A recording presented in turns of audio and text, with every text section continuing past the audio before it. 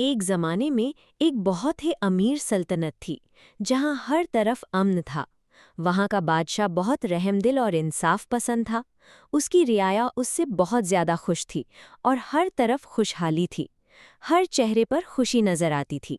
लेकिन महल में एक कमी थी। मलिका बे औलाद थी।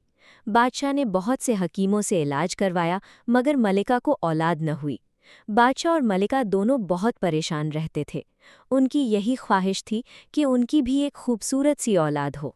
मलिका अक्सर अपने कमरे की खिड़की से बाहर देखती, जहां बच्चे खेल रहे होते थे। उन्हें देखकर उसके दिल में एक हसरत होती कि काश उसकी भी औलाद होती। तमाम हकीम थक गए, मगर कोई हल न मिला। बादशाह मलिका को तसल्ली देता रहता। बादशाह का महल बहुत आलीशान था, मगर मलिका गम की वजह से बीमार हो गई थी। बादशाह उसे दिलासा देता और कहता कि एक दिन हमें ये खुशी ज़रूर मिलेगी। आखिरकार हकीमों ने जवाब दे दिया कि मलिका पर किसी दवाई का असर नहीं हो रहा। लेकिन एक हकीम ने कहा कि दूर जंगलों में एक सुनहरी बूटी है, जिसका नाम रपुंजिल है। अगर वो मलिका को खिला दी जाए तो उनकी औलाद हो सकती है। बादशाह ने फौरन सिपाहियों को हुक्म दिया कि वो बूटी लेकर आएं। वो बूटी दूर पहाड़ियों में उगती थी और उसके पास एक छोटा सा घर था, जहां एक चुड़ैल रहती थी, जो कई 100 साल पुरानी थी। वो उसी बूटी की वजह से जवान और खूबसूरत रहती थी।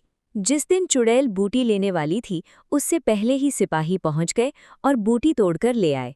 हकीमों ने उससे दवा बनाई और मलिका को आहिस्ता आहिस्ता पिलाई। जल्द ही मलिका के यहाँ एक छोटी सी शहजादी पैदा हुई। वो बहुत खूबसूरत थी और उसके बाल सुनहरे थे। पूरे महल में जश्न का समा था। बादशाह और मलिका की खुशी की कोई इंतहा न थी।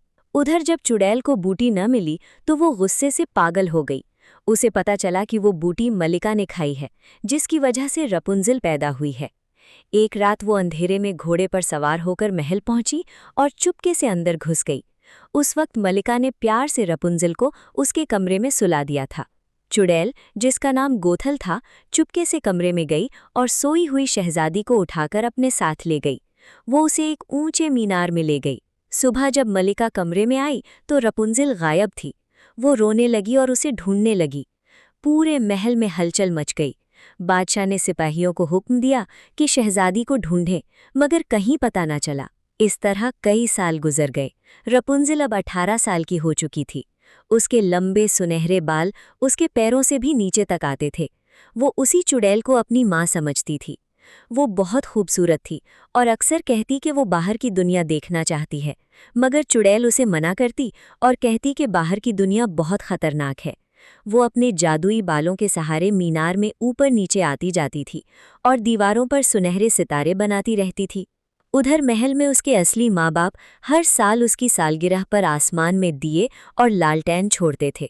रपुंजल भी उन्हें देखकर खुश होती और सोचती कि काश वो उन्हें करीब से देख पाती। एक दिन जंगल में हलचल मच गई। सिपाही एक चालाक चोर का पीछा कर रहे थे, जिसने महल से एक खूबसूरत ताज और सोने के सिक्के चुरा लिए थे। उस चोर का नाम यूजीन था। वो सिपाहियों से बचते हुए एक गुफा में घुस गया और वहीं से उस ऊंचे मीनार पर चढ़ गया।